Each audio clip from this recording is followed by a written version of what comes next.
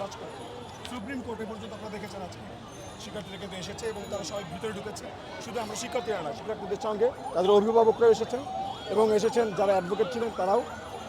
এবং আমরা মনে করি শিক্ষার্থীরা যত রকম পুলিশের বাধা ছিল সব কিছু উপেক্ষা করে ভিতরে গেছে, তারা জাস্টিস দাবি করে ইনশিওর করার জন্য সবাই ভিতরে গেছে, তাদের দাবি জানিয়েছে। অতি দ্রুত আমাদের সমন্বয়ক যারা সাধারণ শিক্ষার্থী যারা আছে, যাদেরকে গ্রেফতার করা হয়েছে, তাদেরকে যেন অতি দ্রুত মুক্তি দেয়, এই দাবিতে আমরা সবাই এই মার্চ ফর জাস্টিস করেছি আজকে। এই কর্মসূচি আজকে সফল, এটা আপনাদেরকে মনে রাখতে হবে এবং আগামী কর্মসূচিতে আমরা সবাইকে মুক্ত করে নিয়ে তারপর ঘরে ফিরবো ইনশাআল্লাহ। যে সমন্বয়ক এখন ডিবি হেফাজতে আছে, তারা মুক্তি না পাওয়া পর্যন্ত তারা যে বিবৃতিটা দিয়েছে আর কি, যে তুলে নিয়েছে আন্দোলন, তো এইটা কি সাধারণ শিক্ষার্থীরা দমে যাবে কিনা সারা বাংলাদেশে? দেখেন, আমরা আমাদের ভাই মরেছে, আমাদের বুকে এখন পাথর সমান, মানে প্রচণ্ড কষ্ট। আমাদের বুকে এখন হৃৎপিণ্ডটা পাথরের মতো শক্ত হয়ে গেছে।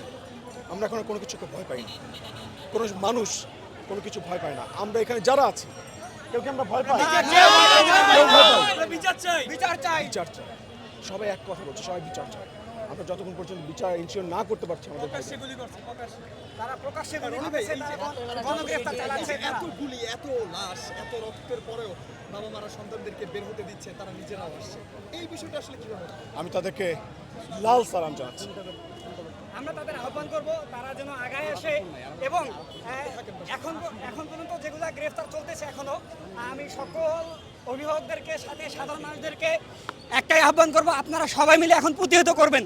তারা যেন আর কাউকে গ্রেফতার করতে না পারে। তখন তারা যখন একটা বাসাতে যাবে, সবাই মিলে আপনারা এগিয়ে আসবেন যেন আর কাউকে গ্রেফতার করতে না পারে। আপনারা সবাই মিলে প্রতিহত করবেন। আপনাদের প্রতি এটা আমাদের একটা আহ্বান, আপনারা সবাই মিলে তাদেরকে প্রতিহত করবেন যেন আর কাউকে আমাদের গ্রেফতার করতে না পারে। আমরা আমাদের দাবি আদায় করেই ছাড়বো ইনশাআল্লাহ। তো এই বিষয়টা নিয়ে আমাদেরকে একটু সবাইকে একটু দেখতে হবে। হ্যাঁ, আমরা সবাইকে যাতে হচ্ছে কি একদম নিরাপদে ঘরে পৌঁছে যেতে পারে সেটা আমাদের আগে ইনশিওর করতে হবে। তো আমরা মনে করি আমাদের আজকে যে কর্মসূচি আছে সেটা সফল এবং আমরা অতি দ্রুত আমাদের শিক্ষার্থী ভাই বোনদেরকে মুক্ত করে তারপর ঘরে ফিরবো। তো আগামী কর্মসূচির বিষয়ে যদি কিছু বলার থাকে? আগামী কর্মসূচি আমরা আজকে রাতে সিদ্ধান্ত দেবো, আগামীকাল আজকে রাত্রের মধ্যে আপনাদেরকে জানিয়ে দেওয়া হবে।